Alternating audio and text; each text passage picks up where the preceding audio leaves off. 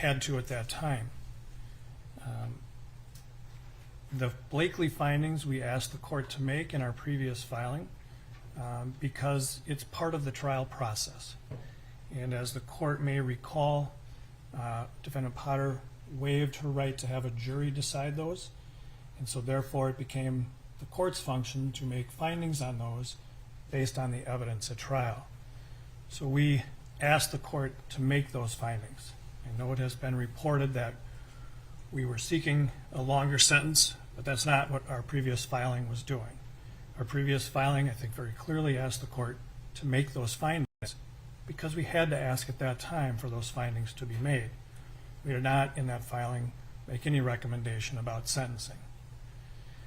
As we stand here today to sentence, as the court pointed out on manslaughter 1, we are not asking the court to rely on those findings for a departure from the sentence. The court, of course, is free to consider that with the trial evidence and deciding on a sentence as well within the guidelines range. Your Honor, I want to also, on the behalf of the state, thank the jurors for doing their job under very difficult circumstances. It's obvious that they carefully considered all of the evidence and took their time, and as a group carefully deliberated. We know it was a difficult task and it was emotionally demanding of them, as well as sacrificing their personal time in doing their civic duty, and so we thank them for it. We also thank the Wright family and China Whitaker on behalf of Dante Jr. They have been here throughout this entire trial on what has been just a terrible emotional roller coaster ride for them. And I know that they are going to address the court. I will not take up a lot of the court's time trying to say things that they can say better than me.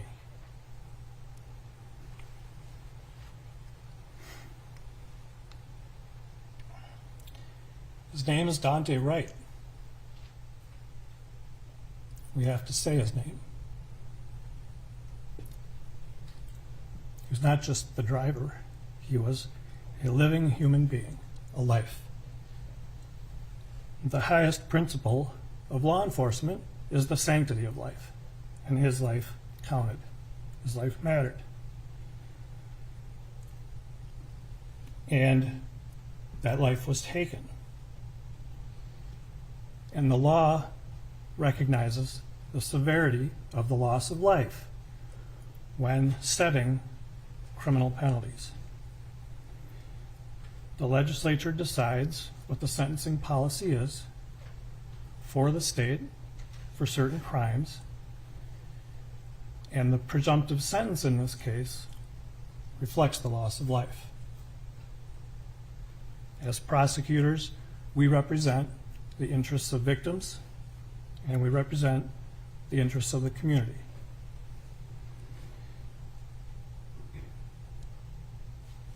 And so the presumptive sentence, Your Honor, is something we consider appropriate given the loss of life. The jury found the defendant guilty of this crime. This crime reflects a level of culpability that we agree is not an intentional, it wasn't an intent to kill Mr. Wright, but it was culpably negligent. It represents a higher state of culpability. For those reasons, we believe the sentence is appropriate, the presumptive sentence. As prosecutors, we are ministers of justice. We also represent the community's interests.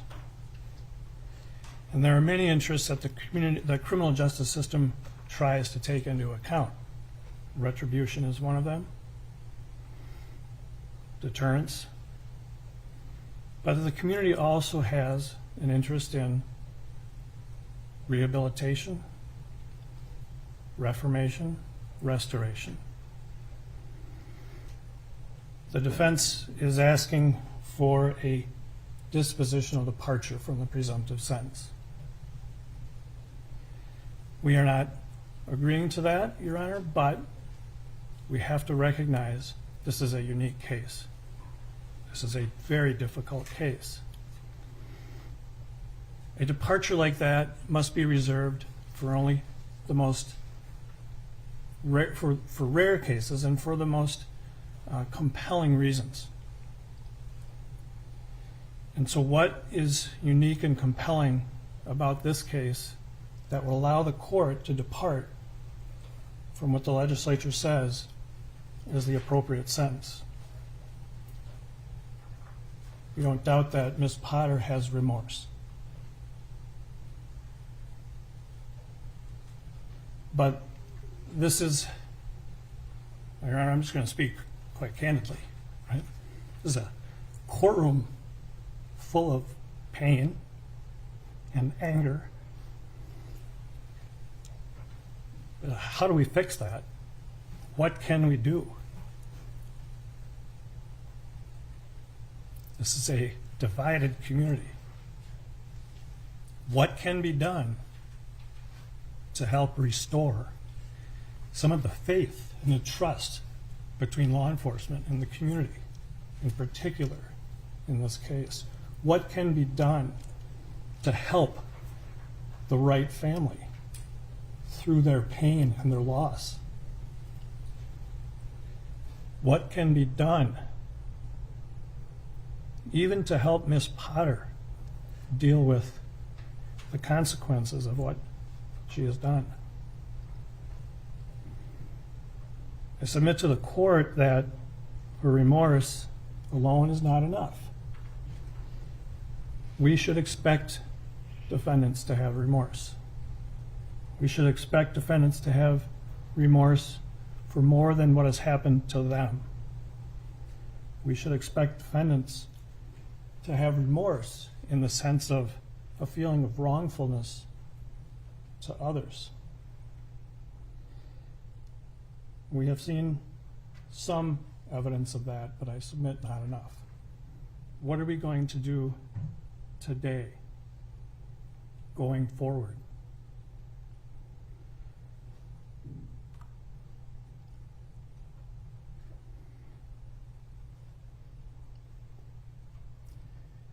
Your Honor, the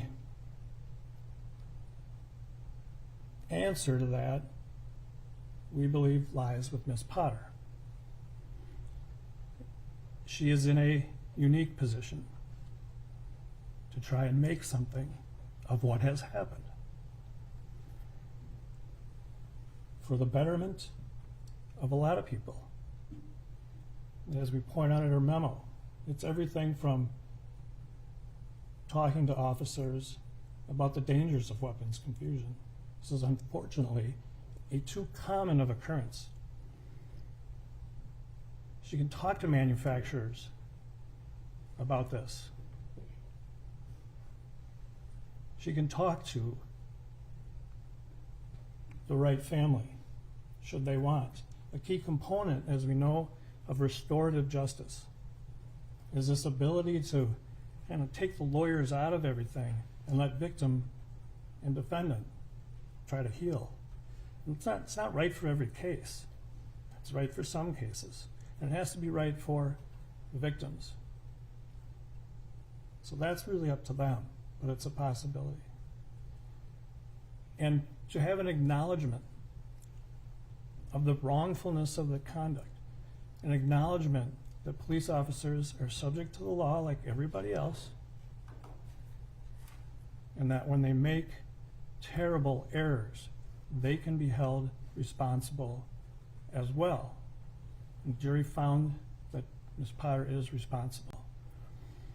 But accepting that, acknowledging that, is a key to moving forward, is a key to restoring some sense of healing and hope in the community at large and for the Wright family as well. So, Your Honor, it's our position that until those things are proved to you, to your satisfaction, that this is the rare case that warrants a departure from the guidelines. You should impose the presumptive sentence under the guidelines. It is appropriate for what has happened. But that lies with Ms. Potter. Thank you, Your Honor. All right. I understand that members of the Daunte Wright family would like to make some comments, and I think Katie Wright would like to be heard first. Would you please come forward, Ms. Wright?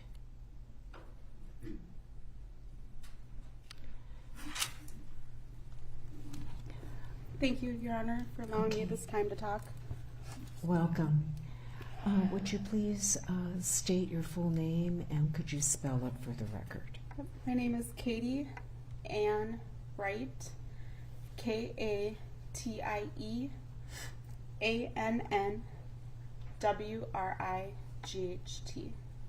Okay.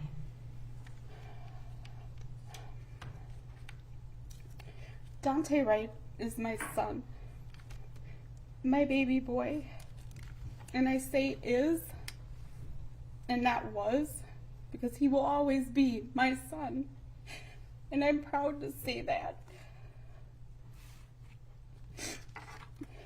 I have had many, many sleepless nights and days contemplating how and what I was going to say today. I have to be the voice for myself, my family, my community, but most of all, I have to be the voice of my son, Dante.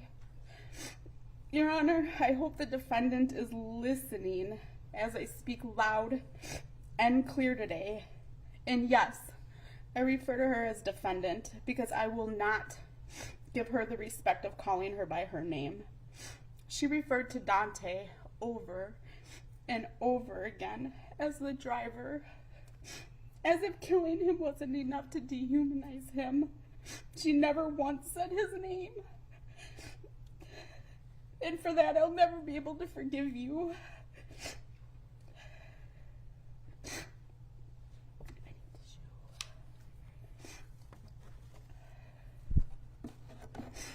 And I'll never be able to forgive you for what you've stolen from us.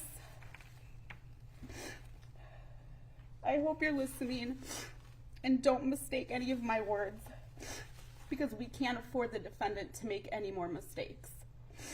His name is Daunte Demetrius Wright. Let me tell you what you've stolen from us. Dante was born October 27th, 2000 at 9:25 a.m., one of the happiest days of our lives. My husband named him after Dante Culpepper because he loved the Vikings and knew our son was a star from the moment we looked into his eyes. He played way too much, and he joked a lot. Even when he'd get on my nerves, I couldn't stay mad at him because Dante's goofy laugh. Dante loved hard, loved his family, friends, and his son. Dante's smile was genuine and big, just like his dreams. You took this. You took his future, what he could have been, and it was so many things. April 11th was the worst day of my life. A police officer who was supposed to serve and protect took so much away from us. She took our baby boy with a single gunshot through his heart. She shattered mine. My life and my world will never, ever be the same. And I often replay that phone call in my head over and over again, and I blame myself because I should have told him I shouldn't have told him it was going to be all right. I told him he was going to be okay. And just to find out a few minutes later, he wasn't. A police officer that took an oath to serve and protect for 26 years. But not on this day. On this day, she did not protect. She failed Dante, our family, and our community. She did not render aid to Dante, Elena, or the elderly couple that was in the vehicle. His car was held at gunpoint for over 5 minutes while my son bled out in the driver's seat. The last memories of Dante's life is now watching him being shot over and over again. Seeing his lifeless body pulled and dragged onto a grassy spot where they left him on the ground for hours as people all over the world watched. I had to cry from behind a caution tape. I couldn't go to be with him. My motherly instincts was to go, to hold him, to caress him, kiss him. And even in my mind in that moment, I wanted to save him. Another opportunity that was stolen from me. She left our world with so much darkness and heartache. The best way that I can explain it is what I feel every day since Dante was killed is comparing it to a sinking feeling that a mother gets when she turns around and realizes her kid is missing in a grocery store and you can't see him, feel him, touch him, know if he's scared, safe, okay. She took a grandson, brother, uncle, cousin, friend. She took a son from his father, a son from his mother, but most of all, she took a father from his son. Dante was only 20 years old. He had so much life ahead of him. The defendant left us with memories and a picture. I have to grieve in public. The whole world sees my crying face, and it's plastered all over. My shattered heart has been on display for almost a year now, and I have to live in this nightmare, watching my son shot and killed over and over again. The defendant will be here to watch her sons marry, have children, buy a house, start a family. For me, every day, I could only hope to wake up and see Dante walk through the door and watch him play with his son,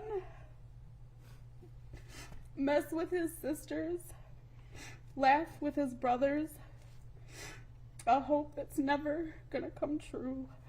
Your Honor, I'm asking you to hold the defendant to the highest accountability.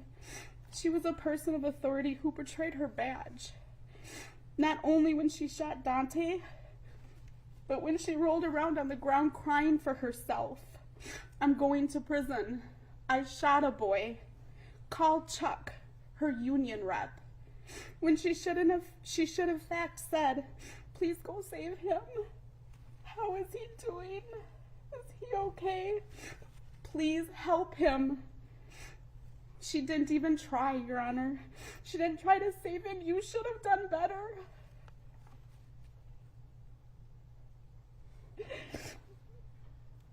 When it comes to trial, I was there every single day. My heart wanted to see remorse, sadness in her eyes. I wanted to see her mouth the words, I'm sorry. But she sat there with such entitlement and privilege. She never once looked at us, passing through the hallways every day. As she sat on the stand, not at all, no eye contact, nothing. Then she finally said, I'm sorry it happened. Those are her exact words. That was coming after a break, Your Honor, that the defendant had time to be coached on how to gain some sort of sympathy from the jury. But not me. I can't give the defendant sympathy. Your Honor, I'm stuck with 3 questions I ask myself. How do you show remorse when you're smiling in your mugshot after being sentenced to manslaughter? After taking my son's life? How do you say you're sorry with no tears? How much time is my son's life worth? I know here today the defendant and her attorney, they're going to tell the court how sorry she is. Her family may even give victim impact statements, and afterwards both the defendant and her family will be able to talk, hear each other's voices, hug, kiss, say I love you as her husband did on verdict day. Eventually her sentence will be fulfilled and she will have her whole family to be with her at dinners and holidays.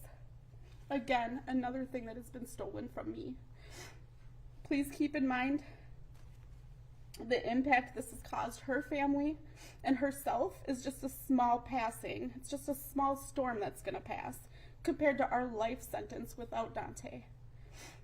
Daunte Demetrius Wright, I will continue to fight in your name until driving while black is no longer a death sentence. I'm proud to be your mom, and I love you, Dante. Thank you, Your Honor. Thank you, Mrs. Wright. And Mr. Aubrey Wright, please come forward.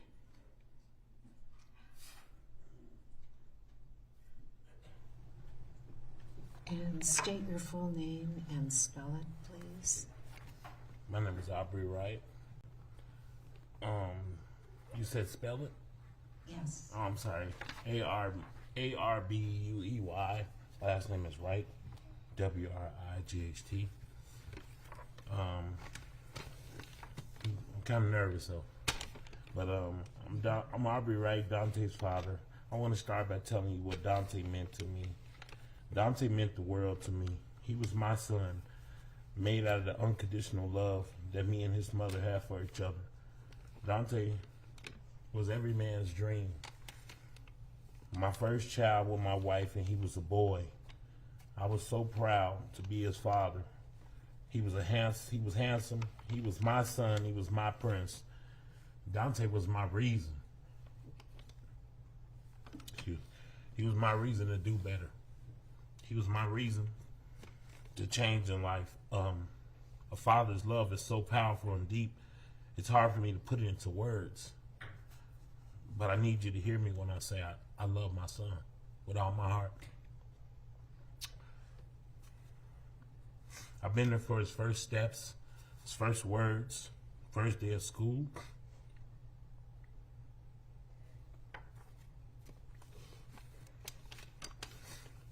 All basketball games, the birth of his son.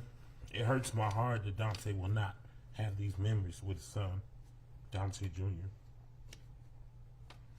Dante Jr. will only remember his dad from the stories and memories that we tell. They only had a very short year together. Because of Kim's recklessness, Dante was my go-to guy, my helper around the house. People would say he was funny like me, he looked like me, he was cool like me. I would watch Dante as he slept for many years, thinking, wondering how his future would be and what he would become. And I would kiss and hug him, and he would not like me to do that, obviously, but I would do it anyway. And I would always tell him that no matter what, I got you. From the day he was born until April 11th, I had him. I was always there for my son. Dante's life was cut short by Kim Potter, who claims she thought she had a taser. She pointed her gun into my son's chest and pulled the trigger, not only killing Dante by damaging his heart to the point of unrepairable,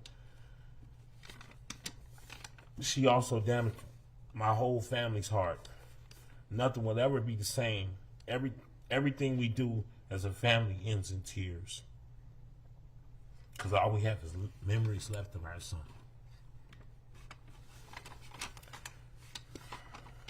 What should be happy times turns into sadness.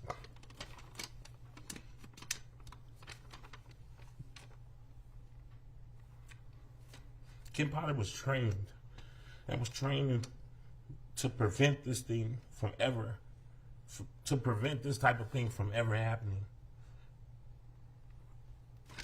She was a police officer longer than my son, who was alive. I asked that Kim Potter be held accountable and that the maximum sentence be applied, which is incomparable to the life sentence we have been given because her negligence. My son Dante's life was taken away way too soon, and he's never coming back. It affected my whole family. Thank you. Thank you. And I think Dominic Bryant, will you please come forward?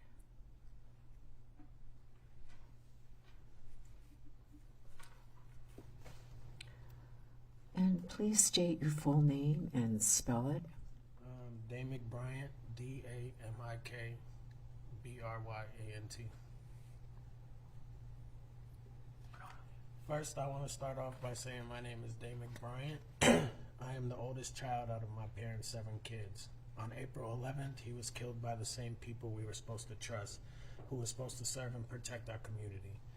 He was killed by someone who was on the force longer than any of my parents' children have been alive, who was a field training officer at that. We know the charges are manslaughter, but we believe what happened to Dante was murder. When I got that call about Dante, I couldn't believe it. I fell to the ground in pain that no one should have to go through. It was the hardest time of our life. We lost a very special person, so I write this letter to you, Dante Demetrius Wright. We miss you more than ever. Our lives aren't normal anymore. I think about you every day. I lost not only my best friend, but my baby brother.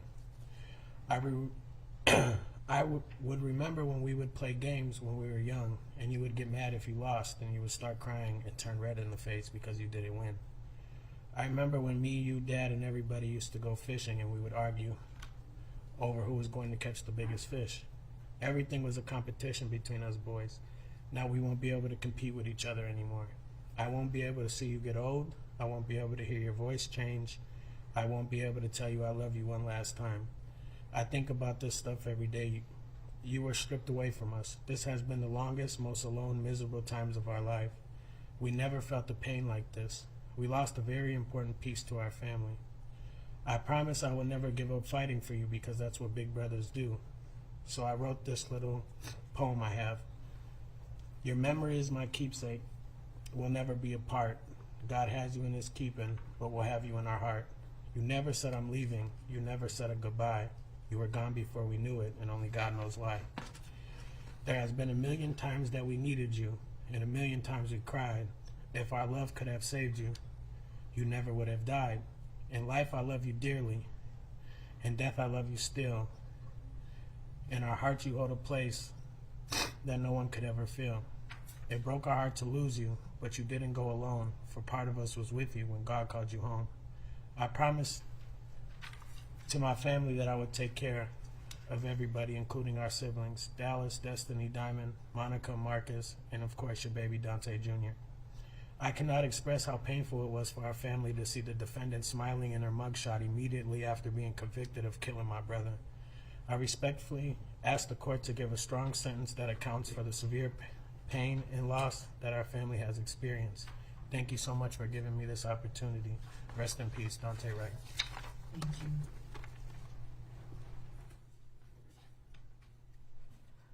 Diamond Wright, please come forward. And Ms. Wright, will you please state and spell your name? Diamond Wright, D-I-A-M-O-N-D-W-R-I-G-H-T. Thank you. Hi, my name is Diamond Wright. I am Dante Wright's second youngest sister. I never thought in a lifetime that I'd be standing here doing this. I never thought that my brother would be killed.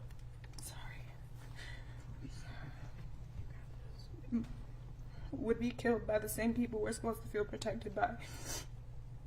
I know that the charge is manslaughter, but I believe this should be called murder. Ever since my brother was killed, my heart's been shattered, and the only thing that's putting it back together is the memories we shared. I feel like I've been living in a complete nightmare. It got so bad to where the point I couldn't sleep. I stopped eating and even got depressed. The death of a loved one is not only an emotional pain, but also a physical pain.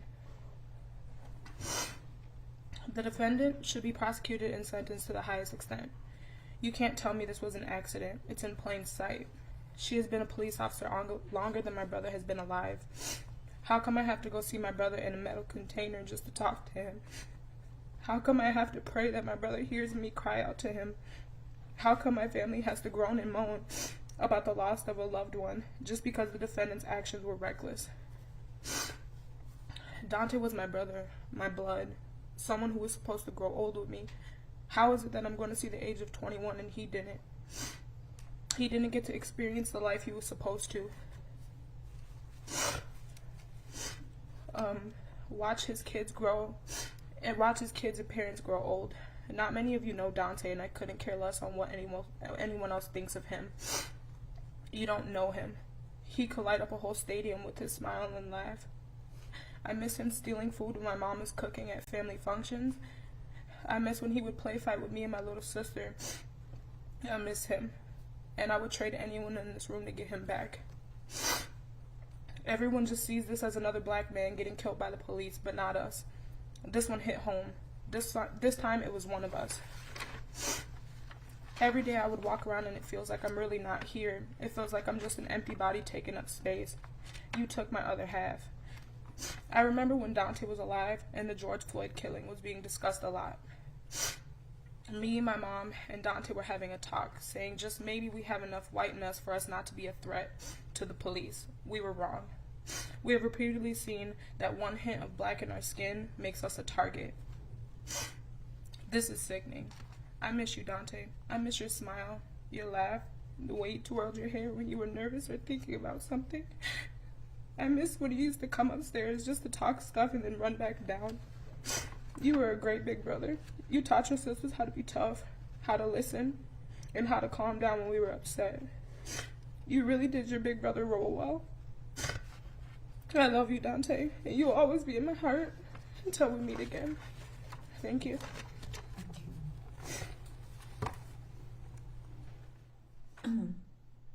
Miss China Walker Whitaker. Now, if we could just have a moment. Sure.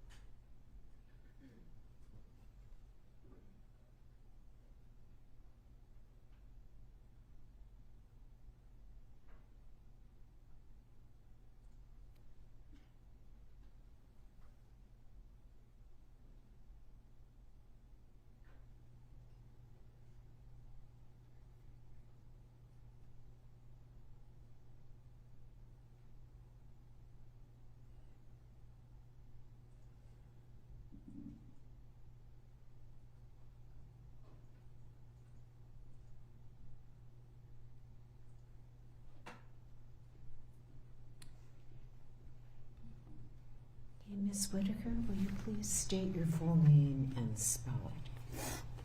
China Marie Whitaker, C-H-Y-N-A, Marie, M-A-R-I-E, Whitaker, W-H-I-T-A-K-E-R.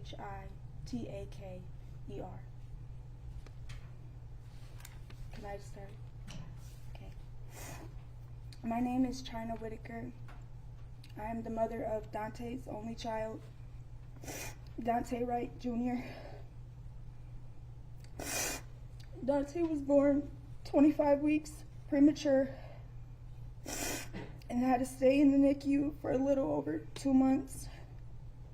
During that time, his father and I were very concerned about him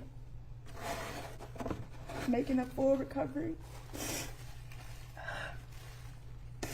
However, by the grace of God, he is still here today. He is now 2 years old, and since April 11, 2021, fatherless. Kim Potter took my son's best friend away from him, and things haven't been the same since. I am now a single mother, not by choice, by force. My son hasn't seen his dad in almost a year, and I know he doesn't understand what's going on, but he senses his dad being gone. He was used to spending time with his father. Oftentimes, he would stay the night with his dad and have bonding time. That gave me a chance to have a break when I need it. Now I can't even pick up the phone to call him. Due to this situation, my son is a lot more scattered and angry. He acts up a lot more. I now have him in school to learn and socialize with other children to cope during this difficult time in our lives. My child will no longer have the opportunity to spend birthdays or holidays with his dad. Dante will never get to see his son's first day of preschool, elementary, high school, or college. They didn't even get the chance to play ball or sports together. This is not the way it should be. Every time I look at my son, I'm reminded of what was taken away from him. I show my son pictures and videos of his dad, and his face lights up with the biggest smile, and he says, "Dada." It hurts me because I know if he had the chance to see his dad again, it would fill the hole in his heart that is now there. I can't take the place of his father, neither can any other man. All I can do is hope and pray things get better for us. I now suffer from severe PTSD. Whenever I'm pulled over, I have extreme anxiety. Afraid of making a mistake and something ending up going wrong. I can't watch any movies or videos that have to do with police brutality because it reminds me of Dante being killed. I got my son a poster of his dad that I keep in his bedroom. Many times I just find him staring at it. My son shouldn't have to wear a rest in peace shirt of his dad. Police are supposed to protect and serve the community. How will my son learn to trust police after what happened to his dad? I don't want my son to grow up afraid of the police or hating them. Nevertheless, it's only fair that Kim Potter be sentenced to the maximum amount of time for executing my son, Dante Jr.'s father.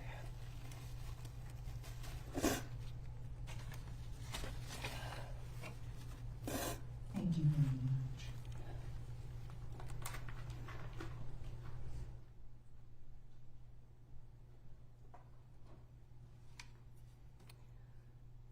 All right, I'll hear the defense arguments regarding sentencing. Mr. Ng.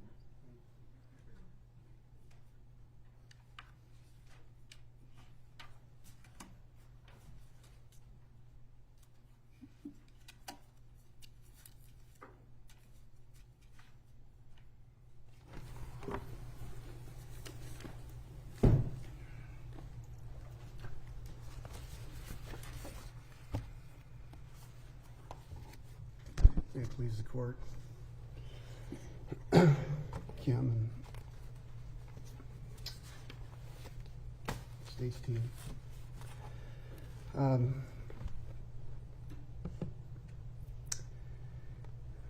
This is beyond tragic for everybody involved.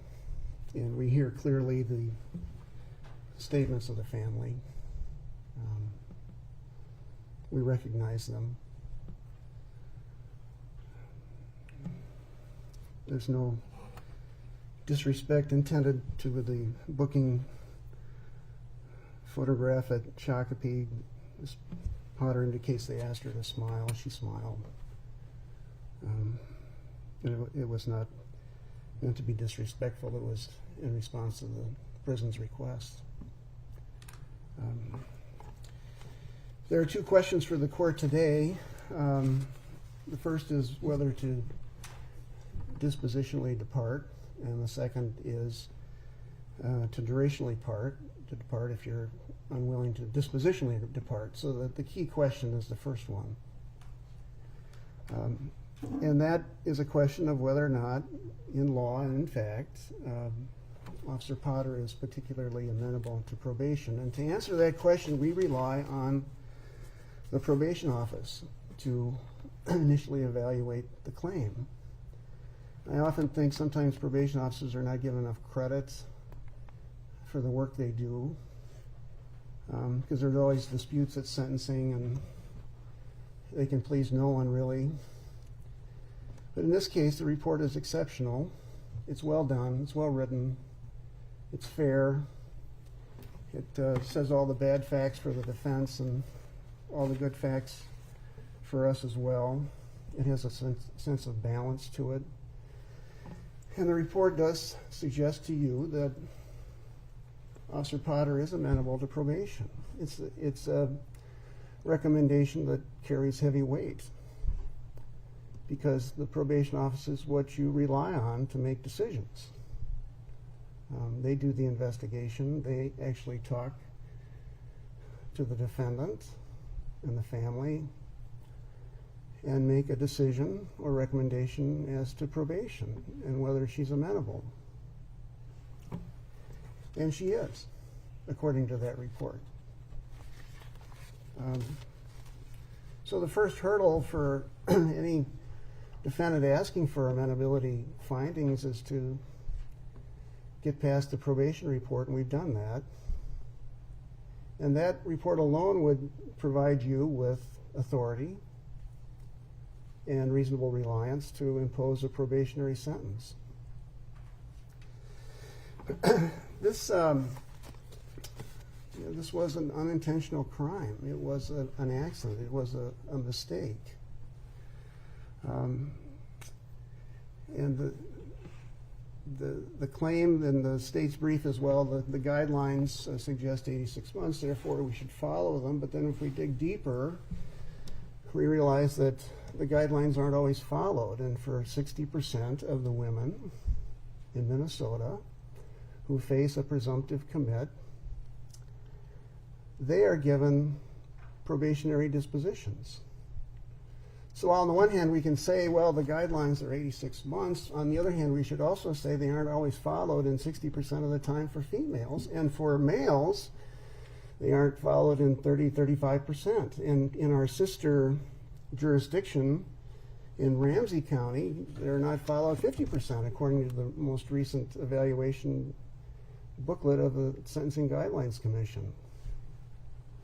And the reason they're not followed is that they're too high for many defendants, especially for the first-time defendants. There's a recognition in the court system that individuals who face the court the first time need not go to prison in order to effectuate a just result. So the departure rate is really high, and the question for the court is not only whether she's amenable to probation, but whether she should fall into the 60% range. I got to get my water here for a second.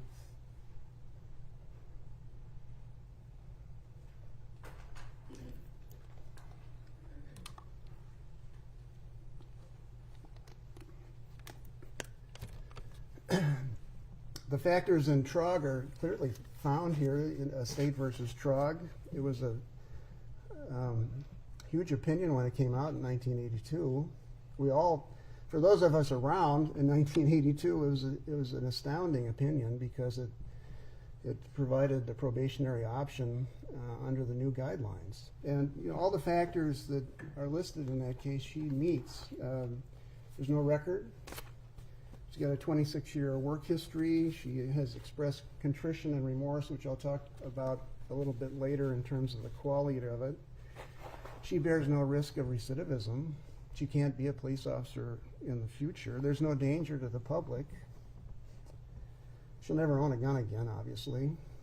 And that she has enormous community support, which I'll talk about in a second as well. So the factors are all there. You have the report that says probation is available, and then you have the Trog factors, which resonate here. And I often think of, I often think of Judge Amdahl and what he might do here.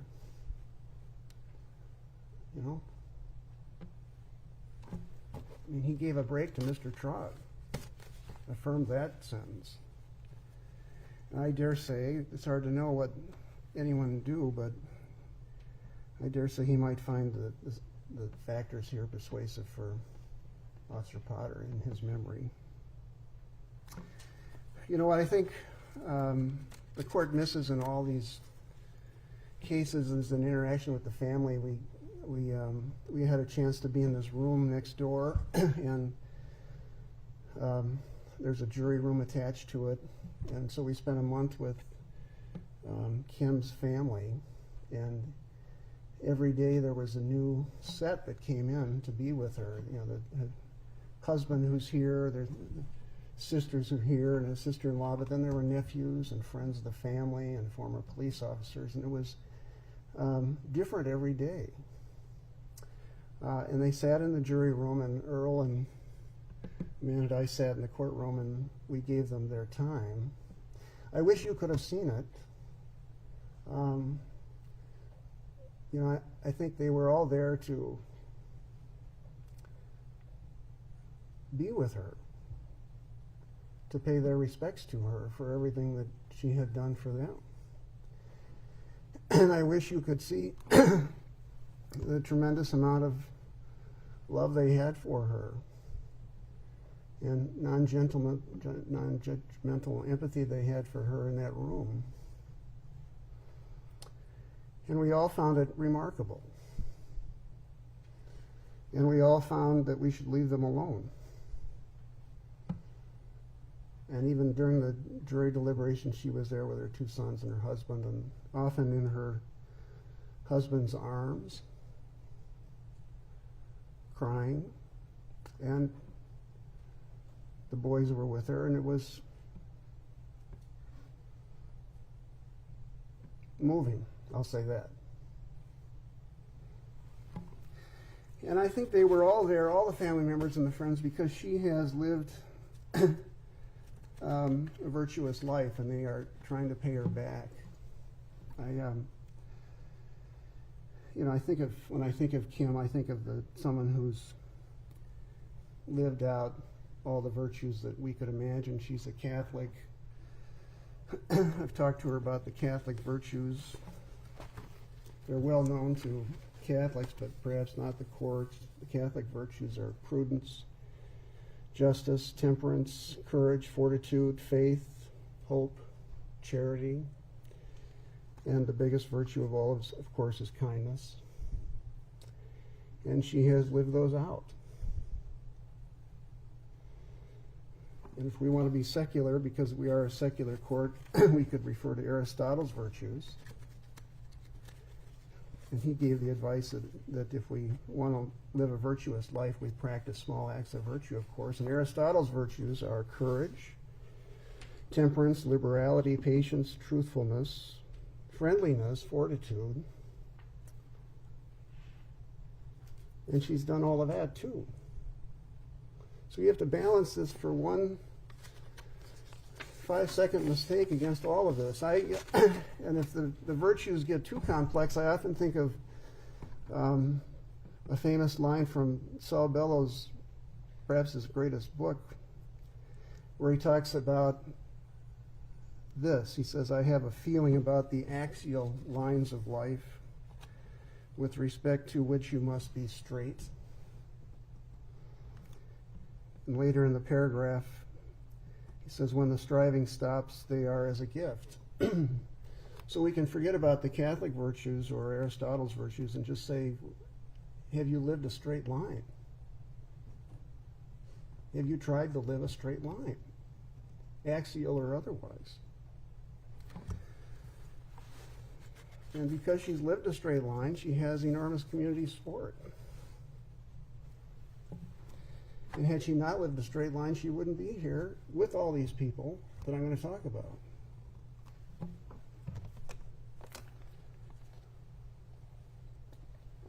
Now, the state contends in their memorandum that the claim of remorse and amenability to probation is, quote, not particularly compelling. We take issue with that. The public would disagree. since she's been in prison, she has received 3 boxes of cards. Dear Kim, how are you? Dear Kim, we care about you. And I want those to know who wrote these cards. This is just one of 3, by the way. Thousands of cards that she intends to answer each one. So for those of you who are watching, she will answer you, because she always has. But let me give you, and I didn't submit all these to the court. I thought I would read a couple just to give you a sample. And they're all very short and heartfelt. This one's from an officer up in the northern part of Minnesota. My dear Kim, she writes, my name is, I work there. I want you to know that even though we've never met, my heart is completely broken for you. And I'm devastated by your situation. I've also been in law enforcement for a long time and have 2 sons, and I'm just destroyed on your behalf. What happened to you could have happened to any of us. As a law enforcement community across the country, we are reeling from the shock of this case. This deputy's hope is that you, Kim, and your family will be protected from feelings of despair, and that you may be physically safe.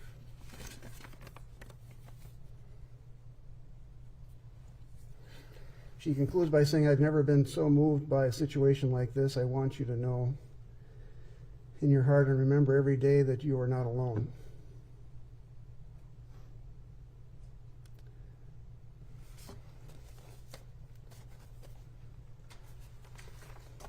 There's one from Chaska. They're all small cards. People took the time to write her. This is unheard of for a defendant. I dare say no one in this room has ever seen anything like this. Dear Kim, I hope this message finds you well. Heart shape. I do not have the right words, but please know that I support you. I support Blue. You have an amazing community behind you. Please know that you are not alone. You make the world a better place. Be good to yourself and kind to your heart. With love from Chaska. These cards came from all over the country and all over the world, actually. We've gotten cards from Europe. One final one, and then I'll move on. This one's handwritten from Brooklyn Park. Dear Ms. Potter, my name is, my heart aches for your situation. I want you to know you're in my prayers constantly. My husband is a retired state trooper and knows the agony of split-second decisions. If okay with you, I'd like to write you regularly. Sincerely, Judy. And roughly a third of these letters want to have continued communications with her.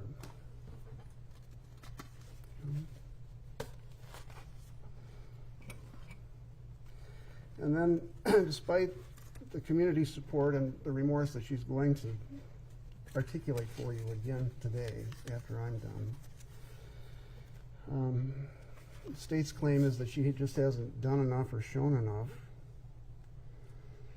You know, we're all unique individuals, and what the state may find to be a level of remorse that they'd like to see may not be what someone feels in their heart themselves. Her feelings are her feelings, and I get the sense that we're somehow, the state is somehow asking to subjectively evaluate her level of remorse and make a standard of subjectivity that they want. But the court has never been required to parse out that sort of level. You're just supposed to look at the trog factors. Does she express remorse or doesn't she? You can't engage in psychoanalysis here. That's not the holding of trog. She was remorseful the moment the gun was fired. She went into trauma. Her officers at the scene then called in the tragedy, and the police responded immediately. The state contends that she has no quote-unquote moral anguish, but the record is replete that she does. I mean, she testified she does. The videos of Kim crying on the ground are replete with moral anguish. I mean, we just can't have a Kafkaesque standard of what remorse is and then have the state say, well, you haven't met our standard. And we ask, well, what is the standard? And then we just haven't seen enough remorse, so we don't know what the standard is. And so we never can meet what their standard is. But that's not how law works. It's never worked that way. So the question again is whether she's amenable and should be included in those 60%. The state seems to agree that she is at page 6 of their memo. They set out the various conditions that would satisfy them. So it's a hedging memo. It's the kind of memo that concedes that the defense has a claim for amenability. And the conditions that they want, we accept. I mean, they want a meeting with the family, and we accept that. We would do that. In the adversarial system, that's impossible. But now it is, and we would welcome that with court supervision somehow. They want Ms. Potter to give speeches and presentations about weapons confusion. We will do that. She's willing to go across the state and talk about that, to the extent that she can discuss the confusion and design features of a taser and how inappropriate they may be. We'll be happy to do that. It was something that was not possible before trial, but it's possible now. The other factors for probation that go beyond TROG are vulnerability to the prison setting. She is in an isolated setting right now in Shakopee. They have her isolated because they don't want her in the regular population. As a police officer, she would be vulnerable to assault. The people in prison, in order to get prison, can be quite violent. Those 40% of the women. So they've isolated it, and the related ground for amenability to probation or for probationary disposition is that there has been a diminution of her mental health while in isolation. And I know the court's intent was never to place her in isolation in prison, but the fact of the matter is that in my discussions with the prison officials, they have decided that she should see no one. So all she does is spend her days getting checked every 30 minutes by a guard, making isolated phone calls, and staying in her cell. And as a result, she, like many people who are in isolation, suffer from a decline of mental and physical health. And we know from statistics and the analysis of social science that isolation in prison is harmful. And so while the court never dreamed that perhaps that she would be in such an isolated setting, it is harming her. So we have on the one hand punishment, but on the other hand, if you send her to prison, you will harm her. We are not in the business of harming defendants.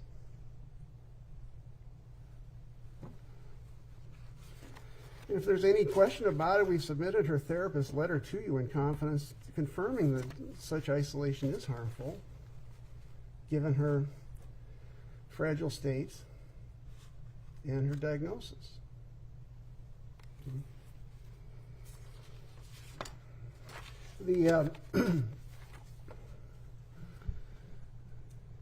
The greatest sin of all in the church and in the secular world is a failure of generosity.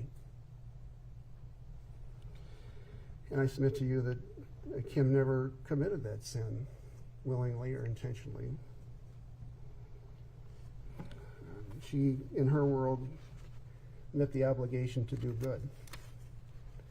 And she did. And because she did good, we ought not be cheap about her life either, because it's been a generous life to everybody she's met. You know, Hennepin County is a wonderful district because it's innovative. It's the busiest district in the state, but you know, the bench is famous for providing programs to first-time offenders to keep them out of jail. The drug court was tremendously innovative. Remand was innovative. The property courts. You know, there's a veterans court, and all these ideas were new once they started, and they were tremendous because they kept people out of prison. And they engaged in sort of a forgiveness if they would do certain things. And you know, in drug court, for example, many people were looking at presumptive commits and never went. They got help, they got treatment. And they were a part of the 30% of men who don't go. And we're famous for this. And this is a district with a big heart. And the other districts across the state have adapted and adopted what we've done here in Hennepin County. And we should be thinking along the same lines for her. I've got a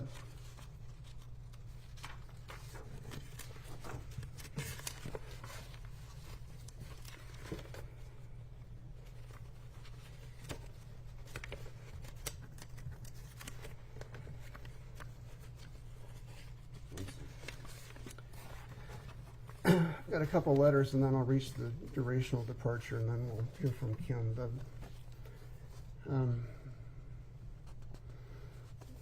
You know, I've submitted all these to the court. I know you've read them. This is just profound.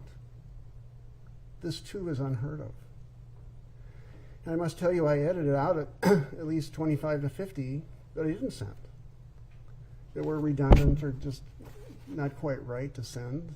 Some of them questions what happened here, which is okay to voice, but this is tremendous. And these are, you know, the last part just came in to Brooklyn Center for her. And I had no difficulty requesting people to write letters. They just kept coming and coming. I have a stack in my office which came in too late. But I have, you know, I've read them all, and there's one that, there are a couple that I'd like to quote to you because they tell us who she is and why you should give her a break here. The first one's from an EMT. This was written to me, and I've sent it to you. I want to quote parts of it. I hope I can get through it, frankly. Although I only knew Officer Potter professionally throughout my 25 paramedic career, I had never witnessed Officer Potter mistreat, disrespect, nor use any force on any individual. Officer Potter had an amazing way of connecting with everybody. She was nothing but professional, helpful, caring to the other first responders and individuals in crisis involved in a 911 call. Her aura was infectious and quickly gained respect on any call just simply by walking into the scene. You see, Officer Potter never introduced herself in any other way than Kim to the families and individuals that requested 911 assistance. All the letters said the same thing. But this one was unique.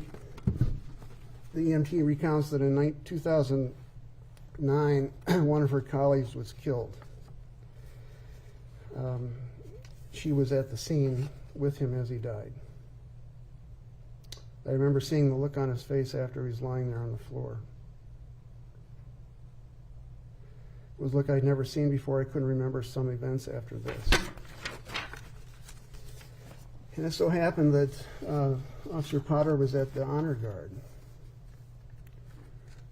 at the funeral. And quotes Officer Carter kept checking on me as well as my other colleagues, making sure we were all taken care of. She made a huge impact on all of us during this devastating time.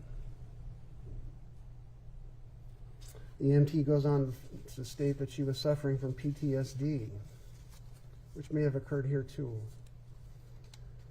in light of her colleague's death. She goes on to say, I thought I was hiding my symptoms pretty well until one day I went on medical call in Brooklyn Center with Officer Potter. We ended up not transporting the individual in an ambulance, and we were walking out together. After the call, Officer Potter once again asked me how I was doing. I always responded, fine, thanks. While sitting inside of the back of the ambulance on the bench seat with the back doors of the ambulance open, Officer Potter jumped in the back of the ambulance and shut the doors. So just the two of us were there inside.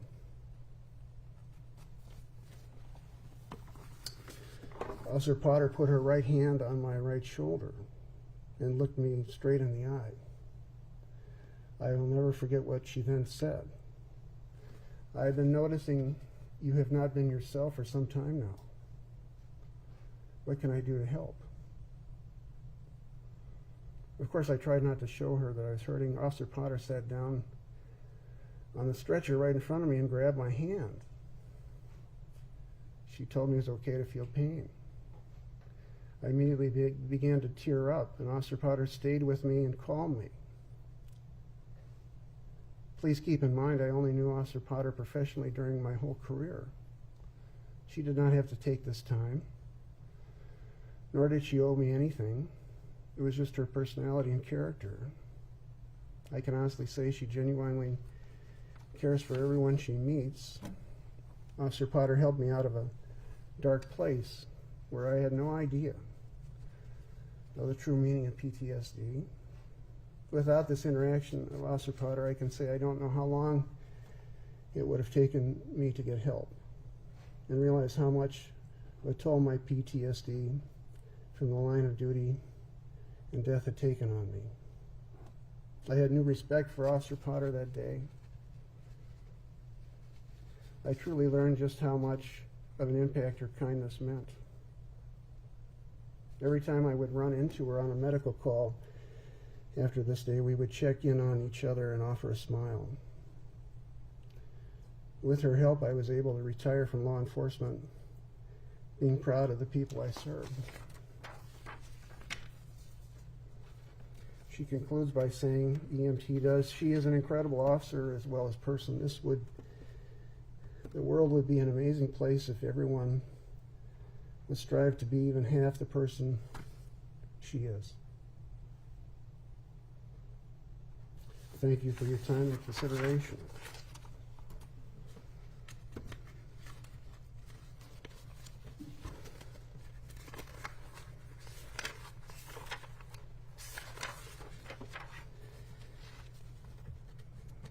So she is amenable. She's particularly amenable, given her life, and a sentence which would stay the prison sentence would be just and right here. And I only approach the durational departure issue as a secondary argument. I'd offer no disrespect to Mr. Wright and his family, but there is a departure ground, and I would like to articulate it to you. It's all over the letters. Under Section 2D.203A1, if the victim is an aggressor, that is considered a mitigating fact. A single mitigating fact is sufficient under the law. That's State versus Solberg. 882 Northwest 2nd, 618, 614, 618, Minnesota 216. There's nothing wrong with raising this as a factor. This is an adversarial system. We're duty bound to advocate for the least amount of time. And again, I offer no disrespect here. But we're lawyers for her. And if the victim was aggressive, it is mitigating ground. I request the court to make findings for the community, particularly for the law enforcement community, that there was aggression on behalf of on the part of Mr. Wright. Driving without a license in a car without insurance, perhaps not. There was marijuana in the car. Past instance of flight. He was arguably intoxicated with marijuana, which driving a car while intoxicated is a violent act. It can be. I would like the court to acknowledge that warrants of the court do matter and should be honored. This was a warrant for his arrest. I'd like the court to acknowledge that running away from the police officers, three of them, is a violent act. It's an aggressive act. And that in this case it has a potential of harming the officers, and it did, according to the testimony.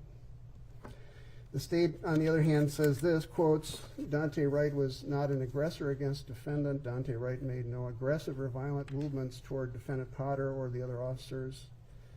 Daunte Wright simply pulled away from Officer Lucky in an attempt to drive off. We beg to differ.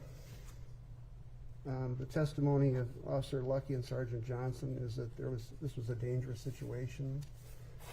Sergeant Johnson was reaching in to prevent him from driving away and could have been hurt. Each said so.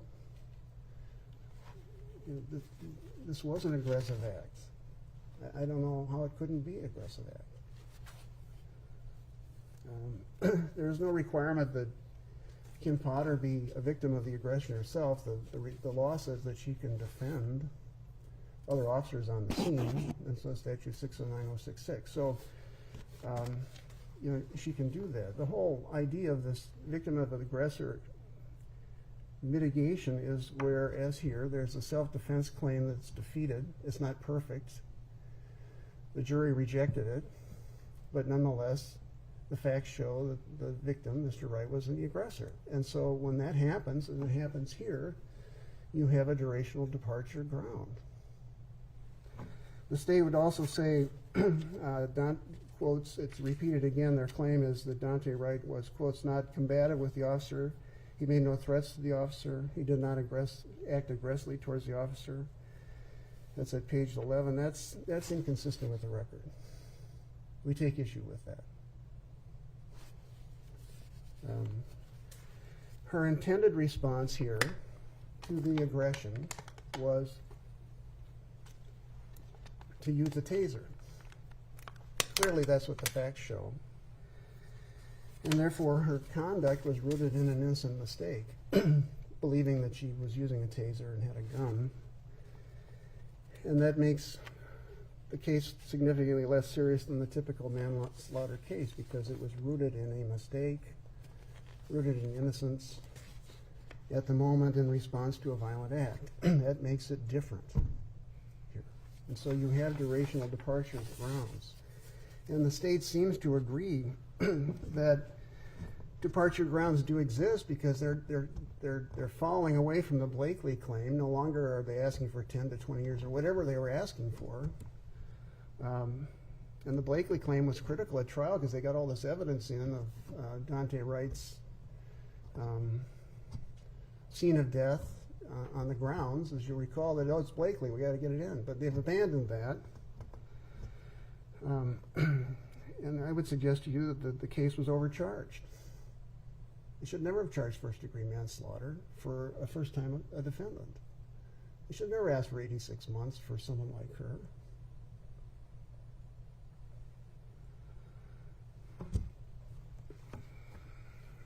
I have a couple more letters, and I will have concluded my remarks here.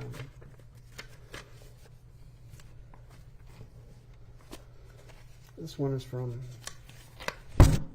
the former chief of police of Brooklyn Center. This came in late, but I forwarded it to you. I hope you got a chance to read it. He recounts that in July of 2014, I responded with several officers to a report of a toddler who had been struck by a vehicle. What happened here is that the child had been run over by his father and died. Everybody at the scene was having a difficult time with the call, he says. We forget how much trauma police experience on a daily basis, frankly. I took this call very hard, says the former chief, as I had just welcomed my second child to this world a few weeks earlier. Her name was the same name as the little girl who died in the accident. My other child was a 14-month-old girl. I read this letter because the following happened. Quotes, Kim came to my office a few days after this tragedy. She closed the door, sat down, and placed her feet on my desk, something I normally assume would be followed with a resignation letter. She asked me how I was doing. She was talking to me person to person, not as a coworker or manager. In just a few minutes, she had my trust to share the challenges I was having with the accident call. I felt like a 10-ton weight was lifted from my shoulders, and it was life-changing. I was seriously considering leaving law enforcement a year early as a result of this call, and she helped me move past my doubts. Kimberly has helped many other first responders and officers, and if others benefit just by a fraction of how I did, I know it made a notable impact on their lives. In closing, I know there are hundreds of examples of Kimberly's selfless acts to help others. She didn't do it for money, as none of these examples involve pay. She didn't do it for promotion, as nothing here is a rank. She did it because she truly cares about helping others. You know, he didn't have to write that. You know?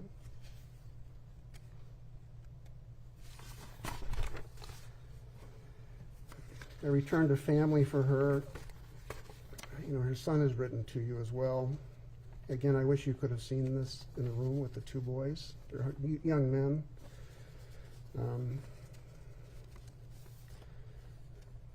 Samuel Potter says, my mom is my rock. She is the reason I am where I am today. She's the reason I am the man I am today. Without her, I don't know where I would be.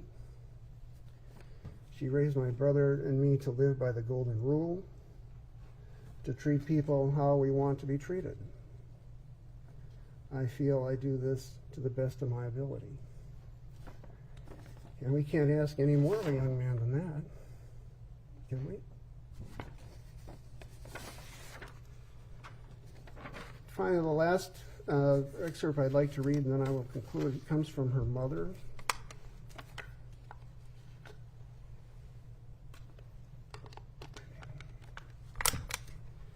I think for those who have lost our mothers,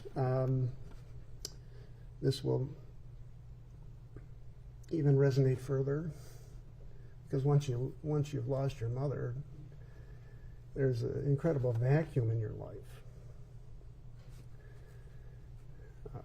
You may recall that her mother came to the trial a couple times and sat in the corner and watched her daughter testify. She says, I am almost 82 years old, and I need quite a lot of help now. Kim is such a help to me. She's the one who cleans my apartment, changes my sheets, and makes sure I have what I need. She helps me go places because I can no longer drive long distances or drive easily in the dark. She helps me with my banking and my bills so I don't pay anything late. These things have gotten a lot harder for me as I've gotten older, and Kim keeps me on track. sort of an axial line there too. Kim is my daughter, but she's also my friend. She's the youngest of our 4 children by several years. When the older ones went away to college, Kimberly was the one left at home. She and I spent a lot of time together,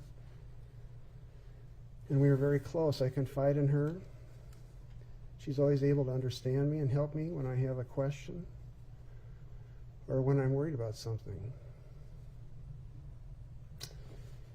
And she goes on to say this: she's a good person, and it makes me sad that people are talking so terribly about her.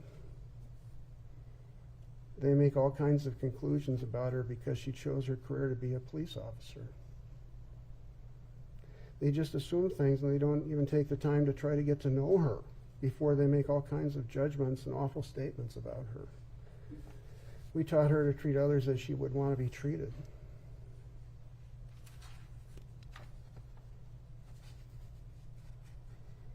I feel sad that other people in our city don't do the same. Why do we just keep letting people do this?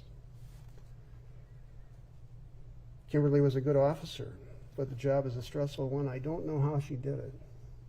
I wouldn't have wanted to, but we need police officers to protect us.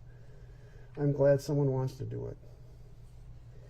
If we send good police officers to jail when they make mistakes, we won't have anyone who wants to be one, which is a reframe of many letters. She concludes, her mother does, I love my daughter. I'm proud of her. I think that you know in your heart that it was a horrible accident. Please be lenient and give her probation so she can come home and help me.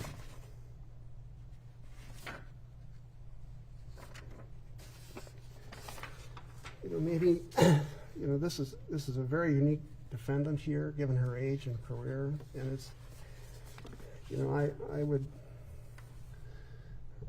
urge the court to approach it this way. Maybe it's time we should help her too.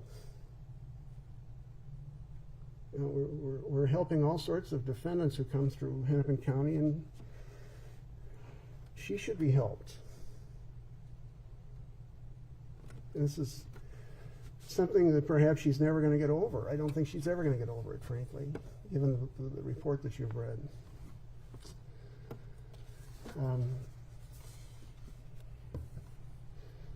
It's time to reach out to someone like her and say, okay, what can we do for you?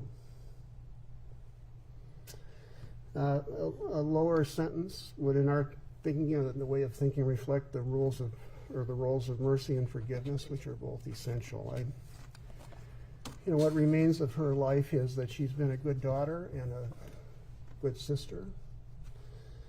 She's a loving mother, 2 wonderful boys, young men.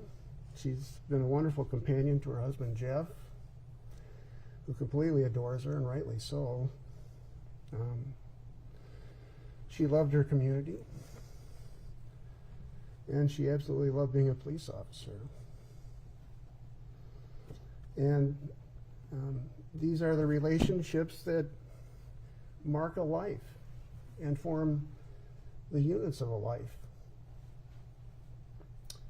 And may these units of her life be the ultimate calculation for mitigation here. Thank you.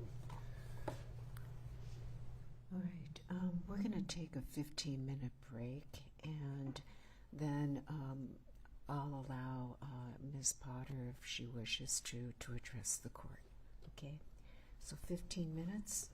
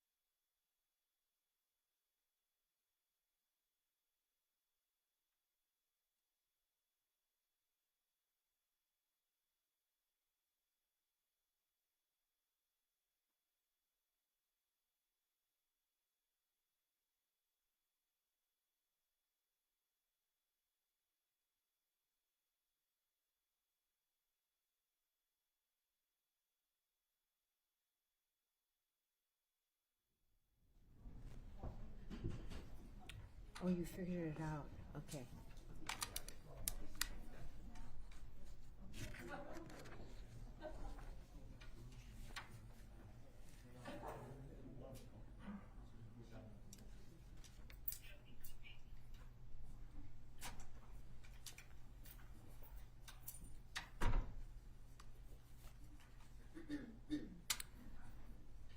Okay, Ms. Potter, would you like to address the court?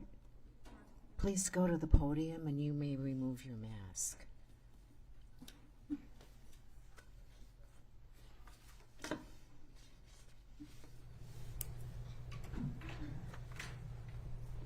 Thank you.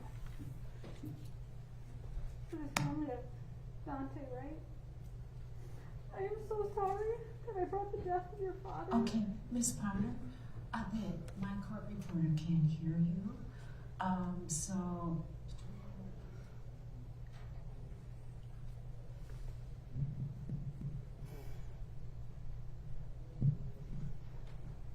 Thank you.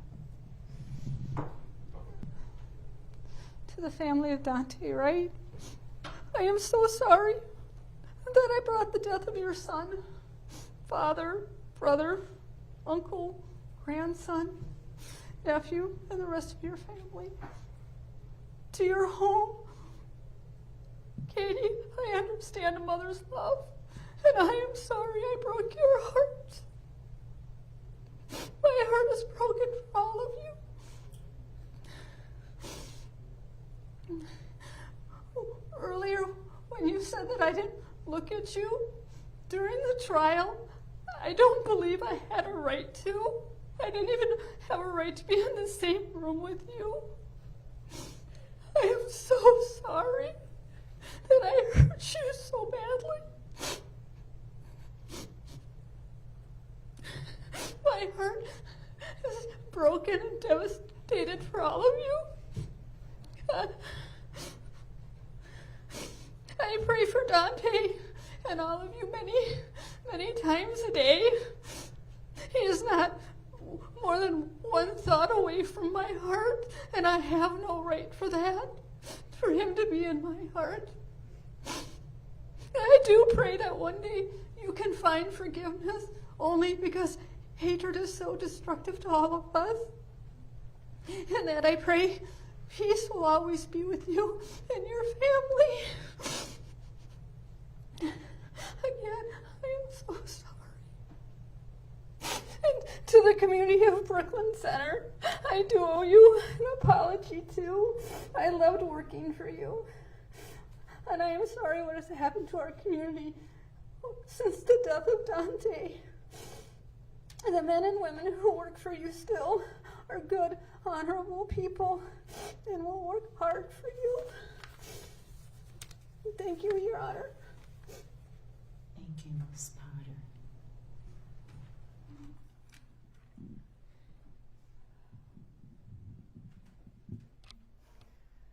Okay, this is one of the saddest cases I've had on my 20 years on the bench.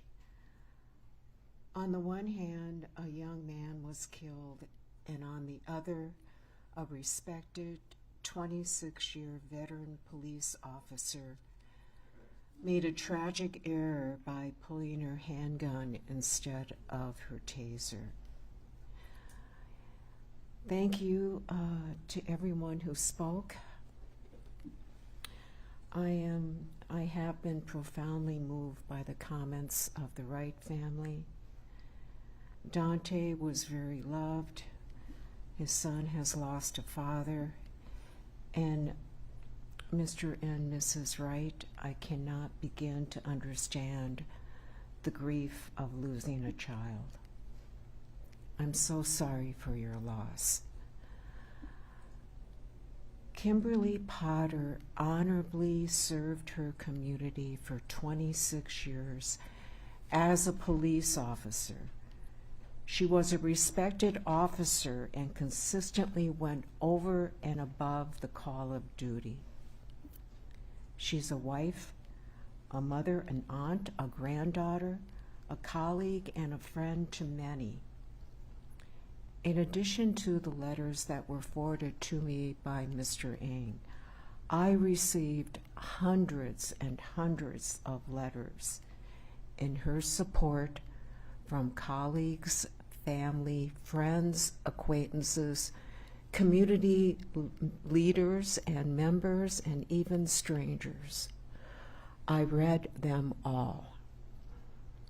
They paint a portrait of a woman who touched a lot of people in a good way. I want to talk briefly about the aggravating factors that were brought up in this case. As I mentioned before, the state initially took the position Ms. Potter should receive a sentence above the guidelines and filed a brief in support of two aggravating factors under Blakely. All parties agreed that I would determine whether aggravating factors existed to justify a harsher sentence than that set forth in the guidelines. I feel compelled to address the grounds for that request because they were made public, and I think it is important to note they were not proven in this case. The state did not meet its burden of proof on the first factor. It is based on defendant causing a greater than normal danger to the passenger in the car and two other officers when she fired. But the shot only hit Daunte Wright. The passenger and the officers were not injured by that shot.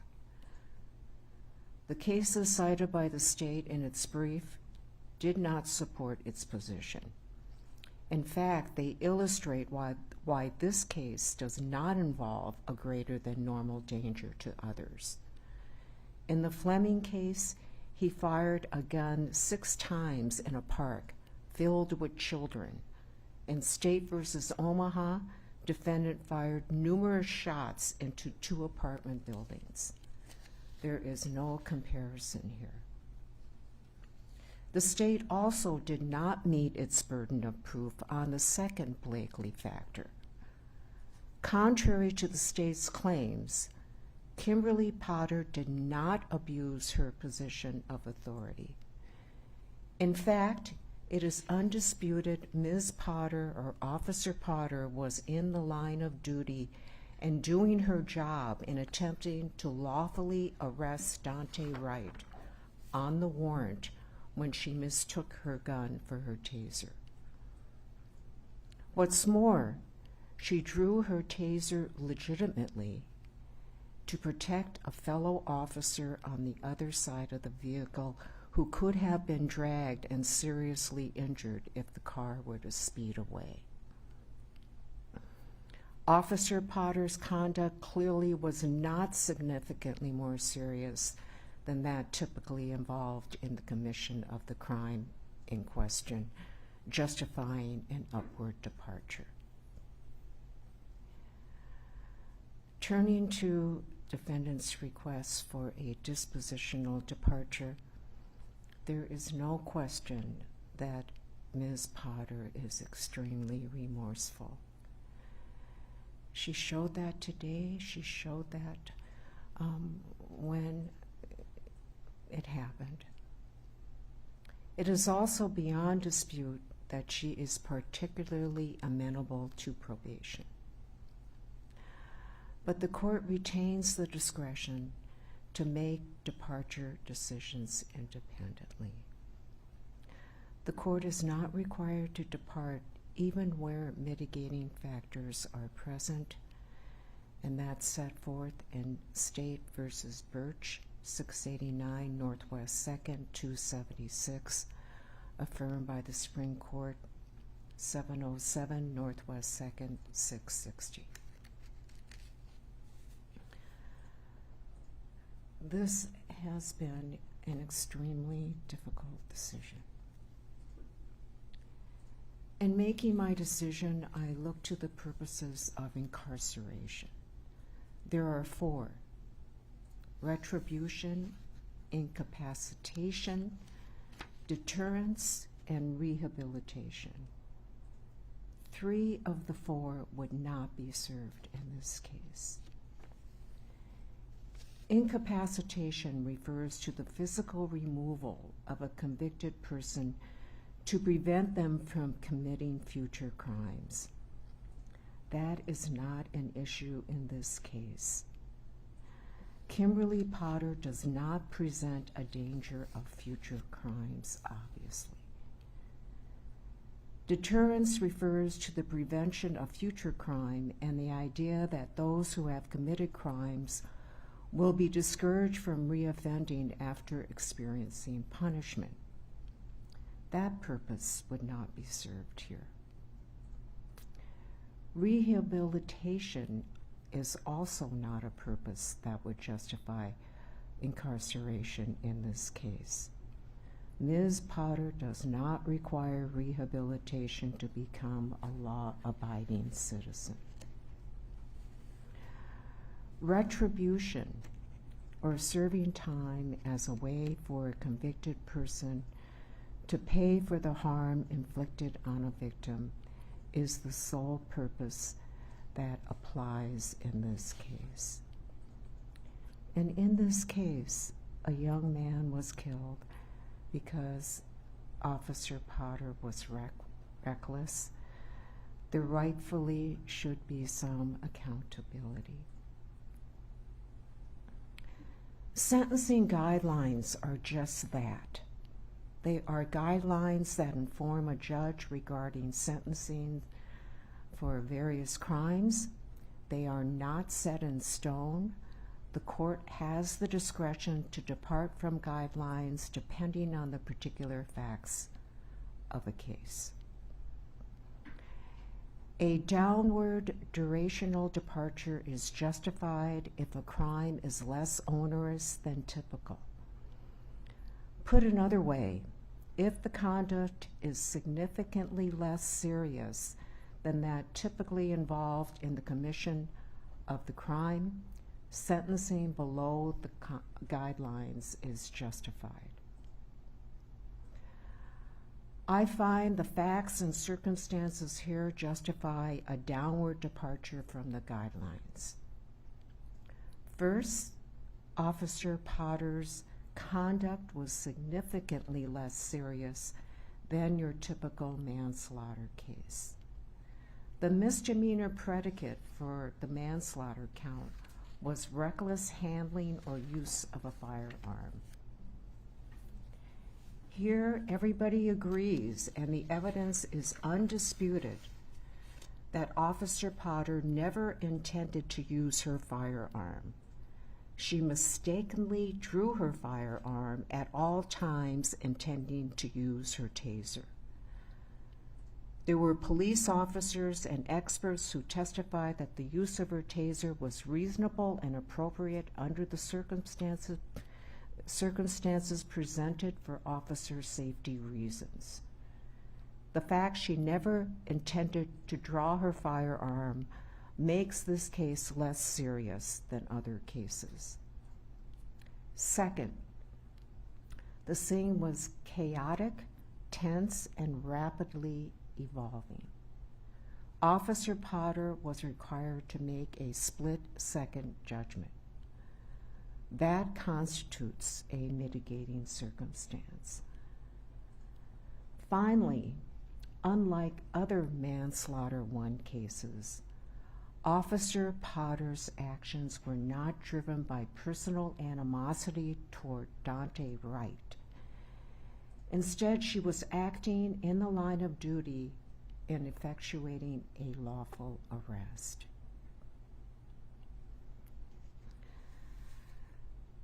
This case is highly unusual.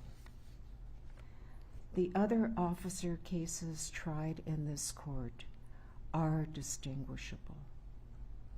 This is not a cop found guilty of murder for using his knee to pin down a person for 9.5 minutes as he gasped for air. This is not a cop found guilty of manslaughter for intentionally drawing his firearm and shooting across his partner and killing an unarmed woman who approached his squad. This is a cop who made a tragic mistake.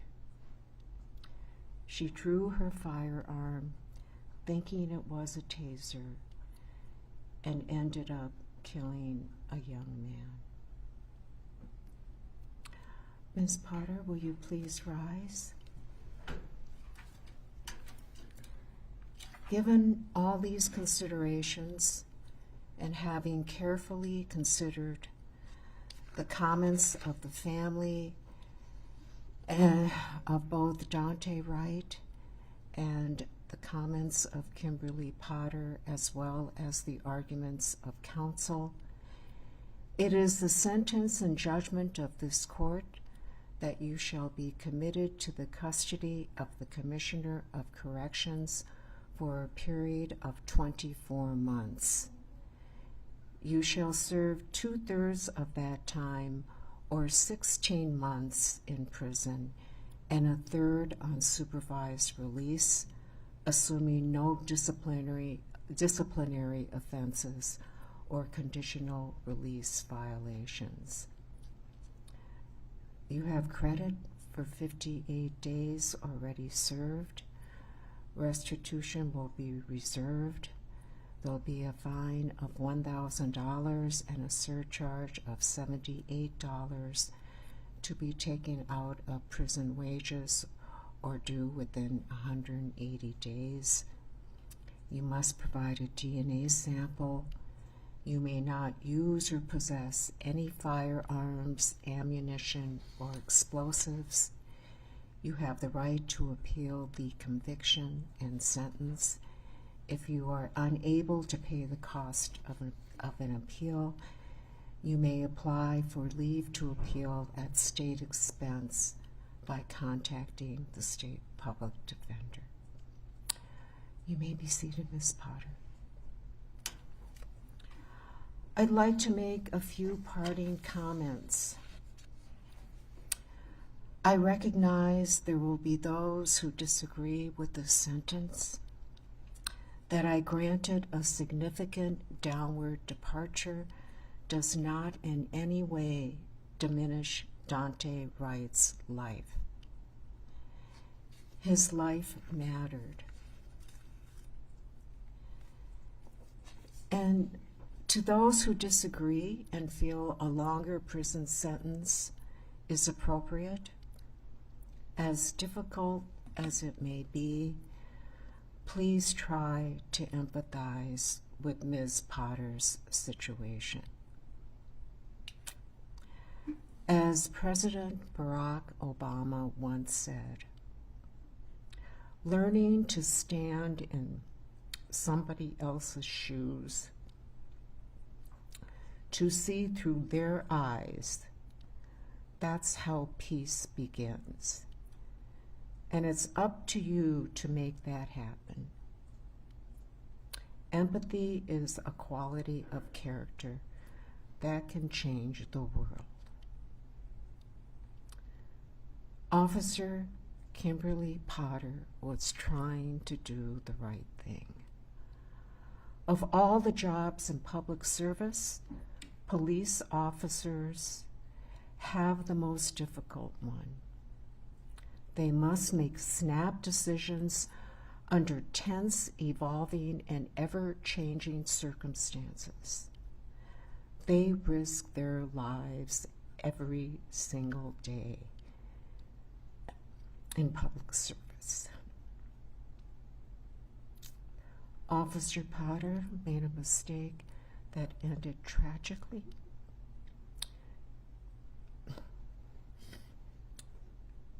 She never intended to hurt anyone. Her conduct cries out for a sentence significantly below the guidelines.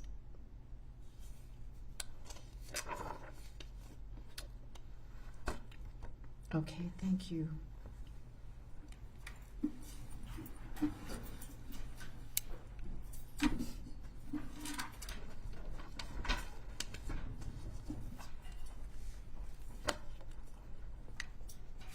Thank you, Kelly.